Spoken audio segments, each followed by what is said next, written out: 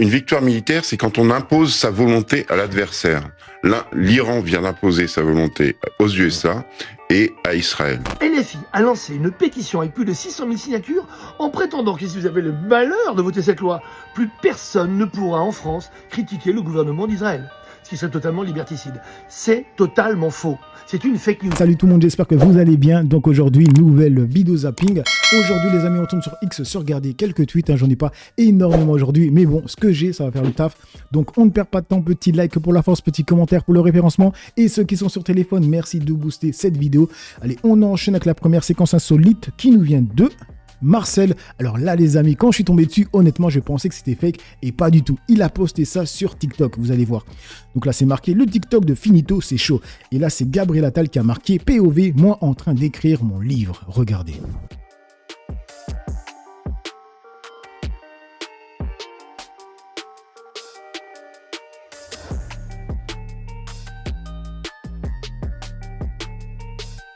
Les amis, on est clairement passé dans un monde de Groenland mixé avec South Park, c'est une dinguerie. Les politiciens, c'est vraiment des clowns.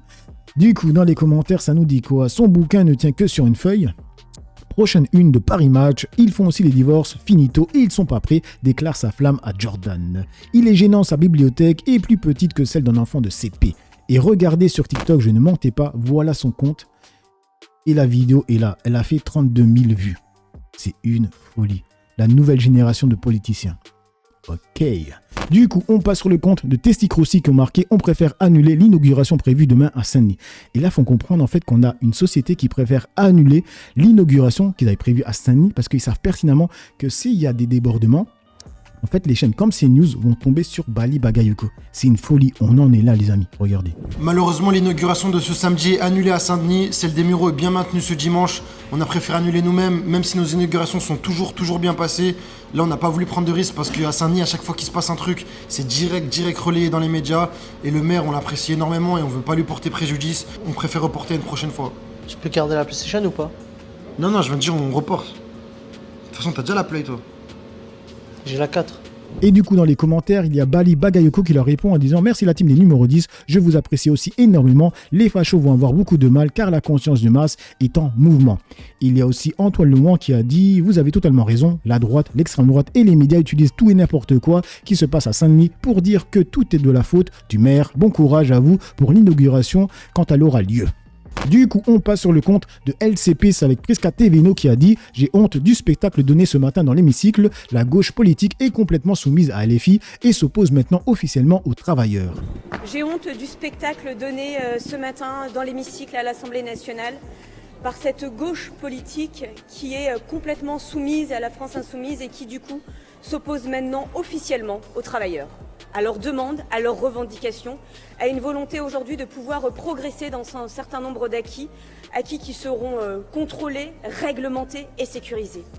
Cette gauche qui aujourd'hui est vassalisée par la France insoumise n'a d'autre fait que de faire un spectacle au sein de l'hémicycle, de crier, d'éructer et d'empêcher le débat. Alors oui, aujourd'hui nous assumons vouloir faire avancer ce texte qui a été débattu et travaillé au Sénat, qui a été débattu et travaillé ici à l'Assemblée en commission et qui sera travaillé et débattu également en commission mixte paritaire pour enfin être voté. Voté pour qui et pourquoi ? Je le dis à nouveau, pour les travailleurs de notre pays. Donc elle a dit de crier et d'éructer. Et du coup, il y a Emma qui répond en disant « Merci Glupatate d'avoir établi la vérité. J'ai honte du spectacle donné dans l'hémicycle par Prisca Teveno. » J'ai honte du spectacle donné ce matin dans l'hémicycle à l'Assemblée nationale, de crier, d'éructer et d'empêcher le débat.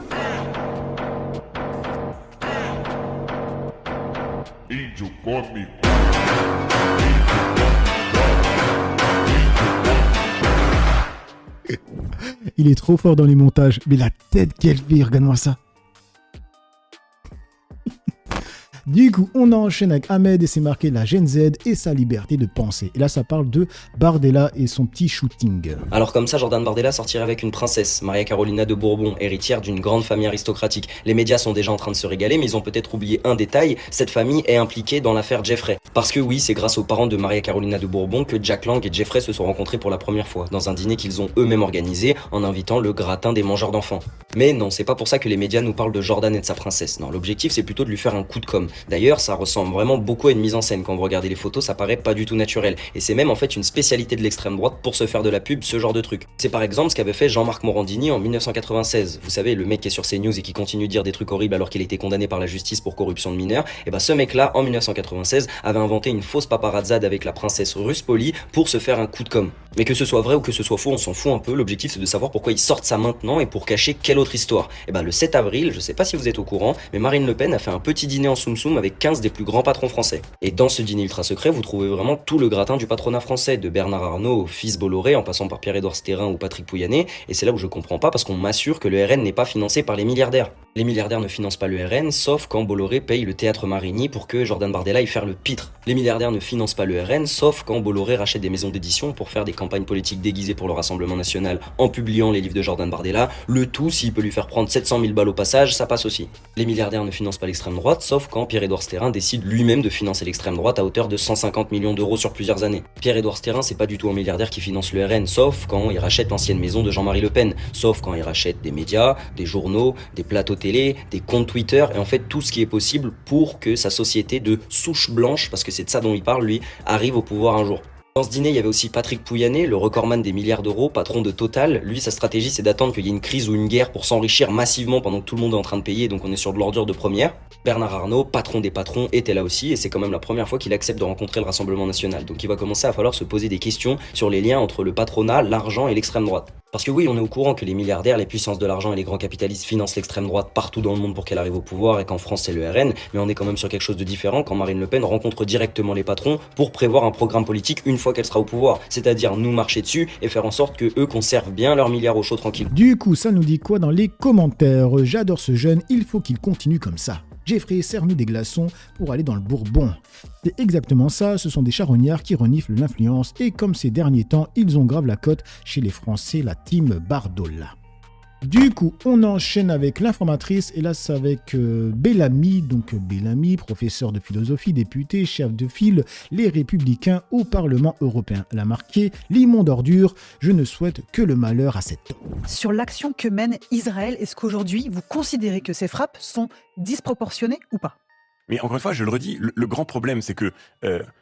D'ailleurs, le Hezbollah, vous disiez, aujourd'hui, ces frappes, elles sont dirigées vers des populations civiles. Mais le Hezbollah en est le responsable, puisque ses dirigeants se cachent dans des quartiers où vivent des populations civiles. Ces forces armées se mêlent aux populations civiles pour s'en servir comme de boucliers humains. Et tous ceux qui parlent en permanence du droit international pour condamner Israël devraient se souvenir que l'utilisation de boucliers humains est prohibée par le droit international. Et donc, ce que fait le Hezbollah aujourd'hui, ce sont des crimes de guerre. Qu'est-ce que fait Israël? Qu'est-ce que fait Israël? Mais Israël aujourd'hui se défend. Et je ne dis pas encore une fois que les attaques du Hezbollah justifient la mort de quelques civils innocents que ce soit, je viens de le dire sur votre plateau. Mais le fait est que, aujourd'hui, le Hezbollah est le seul responsable de ce conflit suicidaire dans lequel il a piégé le Liban. Alors, dans les commentaires, ça nous dit quoi? On appelle ça une instrumentalisation de la communauté juive pour monter dans les médias et sondages. Il est malin cette merde de Bellamy.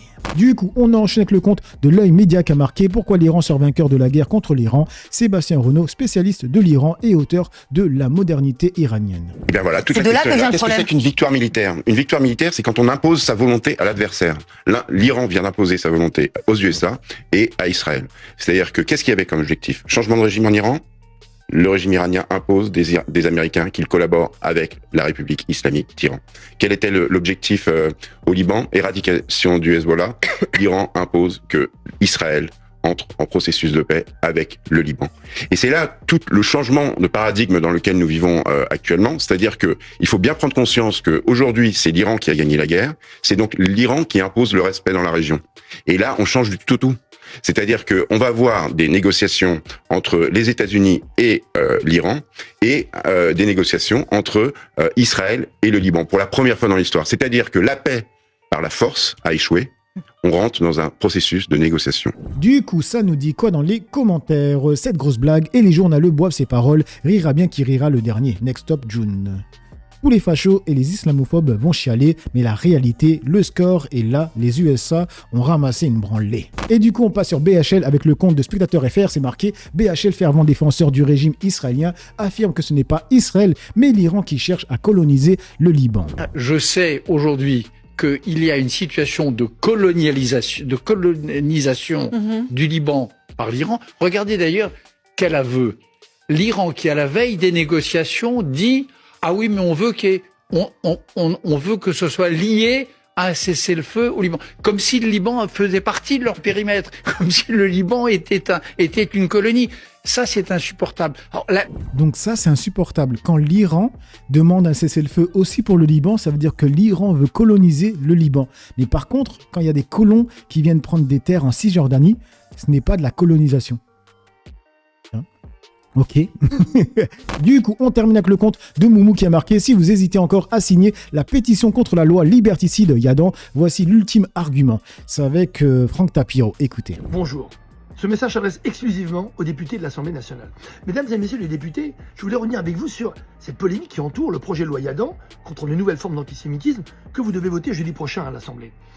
LFI a lancé une pétition avec plus de 600 000 signatures en prétendant que si vous avez le malheur de voter cette loi, plus personne ne pourra en France critiquer le gouvernement d'Israël, ce qui serait totalement liberticide. C'est totalement faux. C'est une fake news. D'ailleurs, LFI pourrait être l'acronyme de la fausse information, tant tout ce qu'il raconte est totalement erroné. À chaque fois, il fait des slogans. Ça se voit qu'il a travaillé dans la publicité. Hein. Quand on regarde le projet de loi, il y a 4 propositions. Le premier article, c'est d'abord de condamner toute apologie de terrorisme. Le deuxième... Attends. C'est quoi condamner toute apologie du terrorisme? Premier article, c'est d'abord de condamner toute apologie de terrorisme. Il n'y a pas déjà des lois pour ça? Le deuxième, c'est de condamner les comparaisons outrancières avec la Shoah. Les comparaisons outrancières avec la Shoah. Donc une comparaison outrancière, ça veut dire exagéré. Je sais pas moi, ça veut dire quelqu'un qui l'aurait fait plusieurs fois, trop de fois. C'est quoi trop de fois? C'est au bout de la 3e, 2e, 4e? Le troisième, c'est une facilité pour les personnes qui veulent déposer plainte avec constitution de partie civile. Une facilité pour porter plainte, il n'y a pas besoin de cette loi pour ça. Le quatrième, enfin, condamne toute forme d'apologie, de volonté de destruction d'un État reconnu par la France. Alors ça fonctionne pour Israël, mais ça fonctionne aussi pour la Palestine. Je rappelle que l'an dernier, Emmanuel Macron a... Et les gens qui ont fait l'apologie du terrorisme, ou bien qui disaient grosso merdo, comme elle s'appelait, Nili Kufir-Nouari, il fallait raser Gaza. Ce qu'il fallait, c'était raser Gaza. Donc elle devrait être condamnée, non? Connu sans condition l'État de Palestine. Donc on va dire que quand on lit cette... Et c'est pas la seule, hein. Il y avait aussi l'autre là, le Corse qui est devenu juif là, comment il s'appelle celui-là encore? Ah merde, je crois que ça s'appelait David quelque chose. Si les États-Unis de Biden, si la communauté internationale, si l'Union européenne ne sont pas contents de notre réponse qui doit être impitoyable et si on va reprendre Gaza, ben tant pis pour eux. On ne doit pas se soucier ni des droits de l'homme, ni de la pensée progressiste, ni du mondialisme. On doit avancer en tant que juifs. Cet article, il n'y a aucune mention de quelque interdiction de critiquer Israël, son gouvernement ou sa politique. Donc, jeudi prochain, c'est pas à moi de vous dire si vous devez voter ou non pour ou contre cette loi, mais faites-le en connaissance de cause. Relisez cette pétition qui n'est rien d'autre qu'une immonde propagande anti-juive qui met des cibles dans le dos, notamment dans le dos de Caroline Yadan, et relisez le texte de loi. Et vous verrez bien à quel point LFI, une fois de plus, propage la fausse information. En fait, pour moi, je dis bien pour moi, cette loi, c'est un peu comme l'antisémitisme et le racisme, tu vois. Je l'avais dit, pour moi, il devrait y avoir qu'un mot, le racisme, tout simplement, tu vois. Et cette loi, en fait, on dirait c'est un peu comme s'ils voulaient leur loi à eux qui va condamner quand tu vas parler de leur pays, tu vois. Et que quand c'est les autres pays, il y aura d'autres lois, tu vois. C'est un peu, ça me fait penser à ça. Bref, donc voilà les amis pour cette petite vidéo zapping réaction. Dites-moi ce que vous en pensez dans l'espace commentaire, dans la joie et la bonne humeur, sans insultes comme d'habitude. N'oubliez pas le petit like pour la force, petit commentaire pour le référencement. J'ai assez parlé pour le peu que j'ai parlé, à vous d'écrire. Ciao tout le monde. Attendez les amis, on n'avait pas regardé les commentaires. Alors dans les commentaires, ça nous dit quoi? Les architectes de cette loi. C'est donc ça la milice dont il parlait. Attendez, ça s'est lancé. Face à ce révisionnisme, on nous fait la guerre, il faut répondre par la guerre. Donc j'ai décidé avec, je suis pas tout seul, on est très nombreux en France, dans la diaspora, et surtout avec le ministère israélien de la diaspora, avec Avichai Shikli, de lancer en France et on espère un peu partout ailleurs, la première armée citoyenne de défense de la diaspora. En gros, ils veulent en France leur armée, ils veulent leur loi, et ils ont déjà leurs mots différents, tu vois. Génial. Et du coup, pour faire court, qui tue dans le monde les journalistes, grosso merdo? Regardez. Israël, ils en ont tué 86. Ensuite, Russes 4, Mexico 6, Philippines 3, Soudan 9. Ah merde, vous voyez pas, je vous mets le screen. Donc voilà les amis, allez, j'ai assez parlé. Ciao tout le monde.